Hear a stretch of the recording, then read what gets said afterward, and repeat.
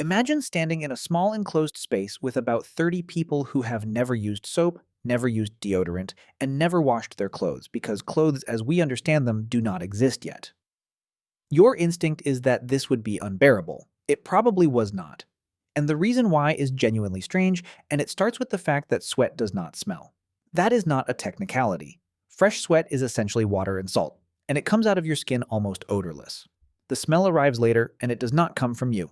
It comes from bacteria living on your skin, eating the compounds in your sweat, and releasing new ones as waste. The main culprits have names.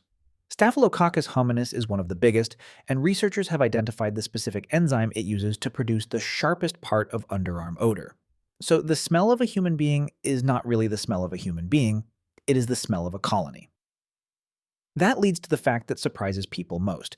Whether you smell at all is partly written in a single gene. It is called a CC11, and it controls what your apocrine glands, the special sweat glands in your armpits and groin, actually secrete. One version produces the full food supply for those bacteria. Another version, caused by a single letter change in the DNA, produces almost nothing for them to work with. If you carry two copies of that second version, you essentially do not produce body odor. And that variant is not rare. It is the majority version across much of East Asia, where most people have it, while it is uncommon in Europe and Africa. There is a bonus detail that makes it easy to check. The same gene controls earwax. Dry, flaky earwax comes with the low odor version. Wet, sticky earwax comes with the other one. Your ears are telling on your armpits. So even in the deep past, human beings did not all smell the same. Some populations genuinely smelled of very little, but most did smell, so what were they actually smelling of? Start with smoke because this is the one everybody forgets. If you live with fire, you smell of fire. It is in your hair, on your skin, in whatever you are wearing, permanently. And wood smoke is not just a smell, it is antibacterial, and people have used it to preserve food and hides for thousands of years for exactly that reason. Living inside a low haze of smoke would have suppressed some of the bacteria doing the work in the first place. Then add what was deliberately put on the body. Animal fat, rubbed into skin against wind and cold. Red ochre, which shows up on human bodies and tools going back over 100,000 years. Plant material for scent, which we know about because it survives in later contexts. And add the animals.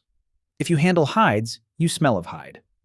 If you sleep beside dogs, and people have been sleeping beside dogs for a very long time, you smell of dog. So the honest picture is a person who smelled of smoke, fat, skin, earth, and animals. Not perfume, and not a bathroom. Something closer to a campfire and a leather workshop. Here is the part that resolves the whole question, though. Your nose is not a monitoring device. It is a change detector. Olfactory adaptation means a constant smell stops registering within minutes, which is why you cannot smell your own home when you walk in, but a visitor can immediately. Now apply that to a person who has been in the same smoke, around the same bodies, since birth. That smell is not a smell to them. It is the baseline. 0. What they would notice is a change in it, which is a completely different and much more useful skill. None of this means people were indifferent to it. They cleaned themselves constantly, just not with soap. Water does most of the work on its own, and rivers and lakes are where people lived. Sand and ash scrub skin effectively. And ash is not a random choice because wood ash plus animal fat plus water is chemically how soap gets made, and there is a good chance somebody worked that out by accident long before anyone wrote it down. Later cultures got systematic about it. The Romans, who had no soap in the modern sense for washing themselves, oiled their skin and then scraped the oil off along with the dirt using a curved metal tool called a strigil. It sounds unpleasant and it works extremely well. And there is one more thing worth sitting with. The smell of clean today is not the absence of smell. It is an added smell. Fragrance in your soap, your shampoo, your detergent, your deodorant. If you handed a modern person to somebody 30,000 years ago, that is what would be shocking. Not that we smell of nothing, but that we smell of flowers and chemicals that do not exist anywhere in the natural world they know. We also gave up something in the trade. Human smell carries real information about health, about diet, about who is related to whom. There is research suggesting people can identify their own relatives by scent alone, and that mothers can pick out their own newborn. That channel is still open.